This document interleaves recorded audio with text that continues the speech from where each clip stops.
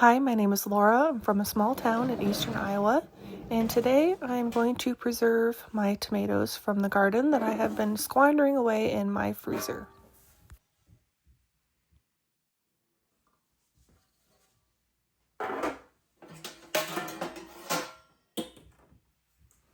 While this year has been really not great of a tomato year, we did get some, which is perfect because I really only want to or need to make one thing this year.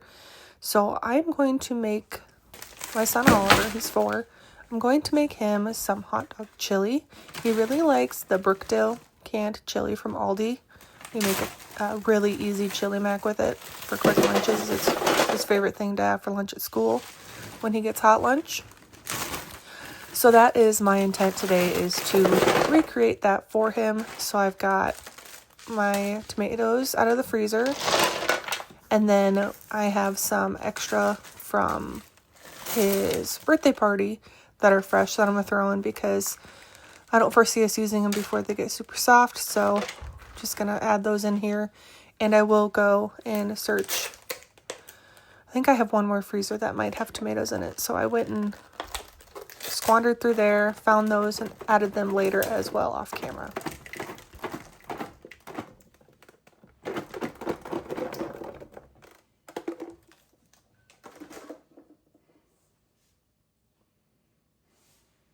For me, the easiest way to do this is to throw it all in the roaster. This is my smaller roaster. I have a larger one with a cup of water, and let it just do its thing while I am busy being mom and doing the things that I need to do during the day. Excuse me.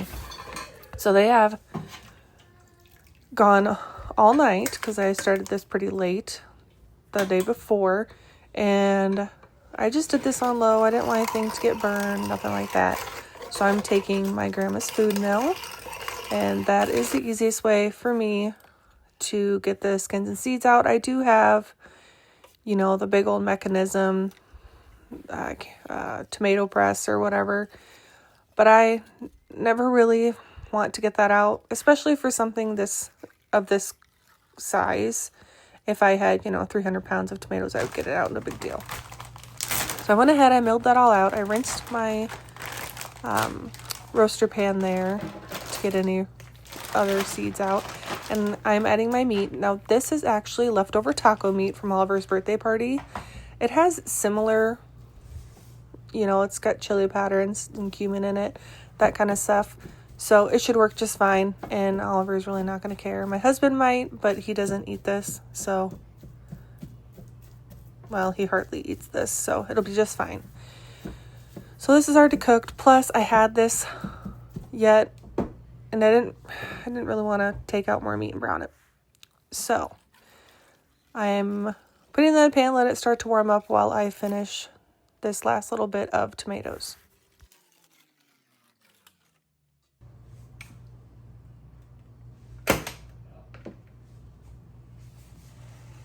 In the past, I have taken the leftover skins and seeds and freeze-dried them, but I have a ton of that downstairs from last year. So my chickens are going to enjoy these ones once they cool. And yes, they loved it, and they were very happy.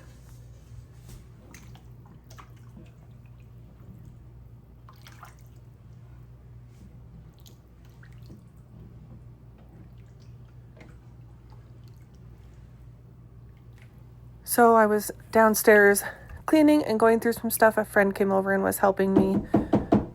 My basement was a disaster.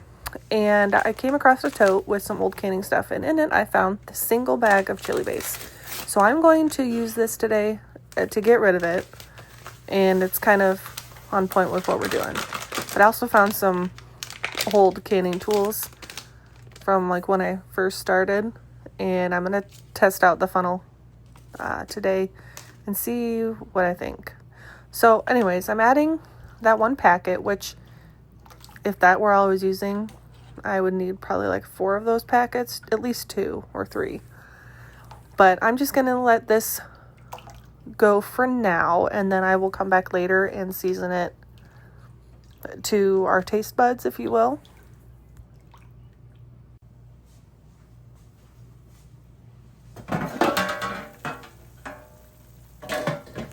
As you can see, it's been cooking for a while, nice and bubbly. I want to make sure nothing is sticking, so I'm gonna give it a quick stir, and then I've got out just super simple seasoning that I am going to add, and I will taste it, and I will also let Oliver taste it, and he can tell me if it's too spicy or, whatever. But I do need to add some sugar to this, and my granulated sugar was out, and I didn't really want to go and fill my container from my bucket, so I'm using powdered sugar. Same thing, different, it's powdered. So I'm just adding a little bit. Just helps cut some of the acid and makes it a little bit more, I don't know, palatable is the right word. So I just added a little bit to help with that.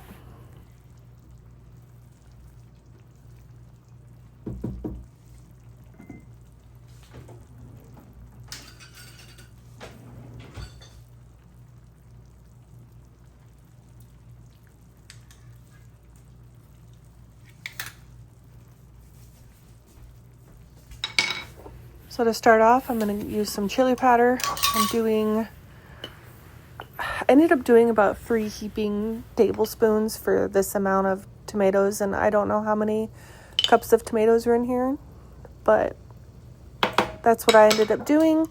And then after the chili powder, you got to have some cumin, but for us this is pretty powerful, so we don't use as much, so I just did 1 tablespoon of that. And you can season this however you like. I'm just telling you what we did.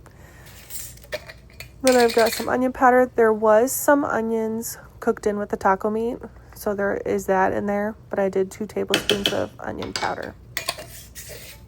And of course, a little bit of garlic powder. I don't want to add too much, so just about 1 tablespoon of that.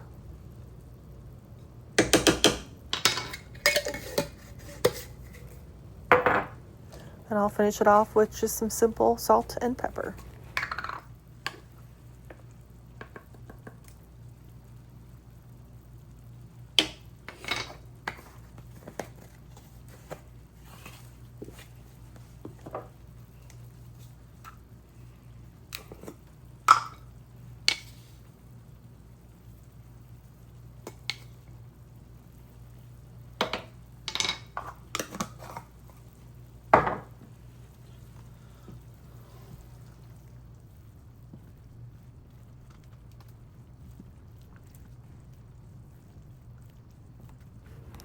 Went ahead and did a taste test, gave Oliver some, and we decided it didn't need any more seasoning. It tasted good as is. Now, I'm going to add arrowroot powder to mine to thicken it. You do not have to do this. You do whatever your comfort level is. This is where my comfort level is. I could add tomato powder. I could have added tomato paste. You could, I guess, do cornstarch.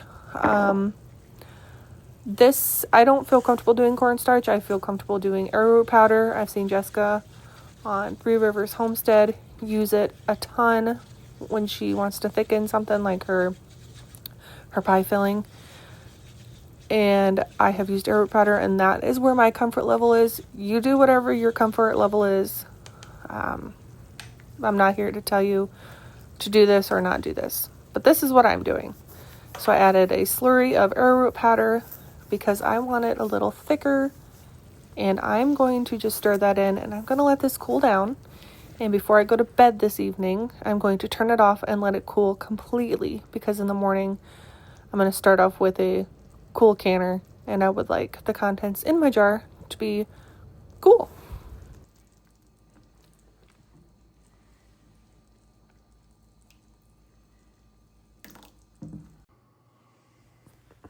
Is the next morning, and my chili is nice and cool, so this will give us a good idea of the thickness. It will be when it comes out of the jar, and that is about perfect. That's about what Oliver's favorite is when it comes out. So obviously it will thin out as it pressure cans, and that's exactly what we want. So I'm just going to start filling my jars and try not to make a big mess. This is the funnel that I found downstairs. I can tell you I've already thrown it away. It just left a dirty rim, and my metal ones that I use all the time don't do that. So I'm just going to sit here and fill all my jars. I'm doing pint jars because that's similar sizing to the cans that we get from the store.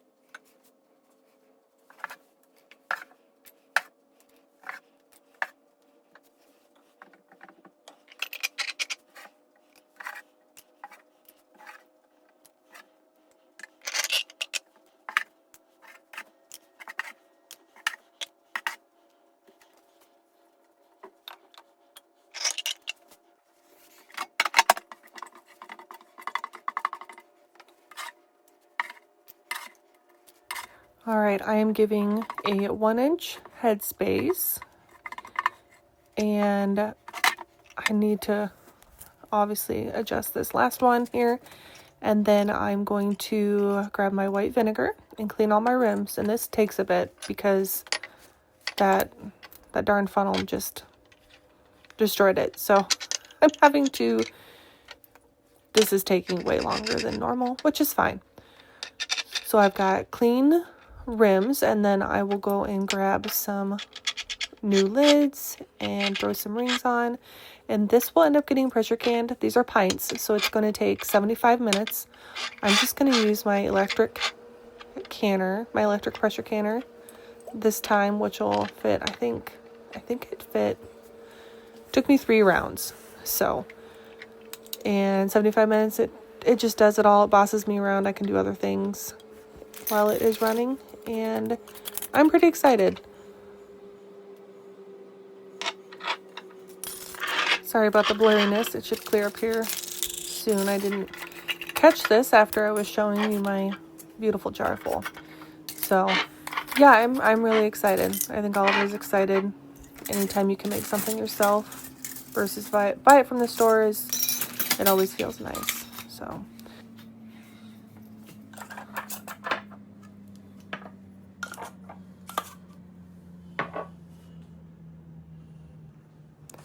So here we are, nice and easy project, ready to get labeled and put on my shelves downstairs.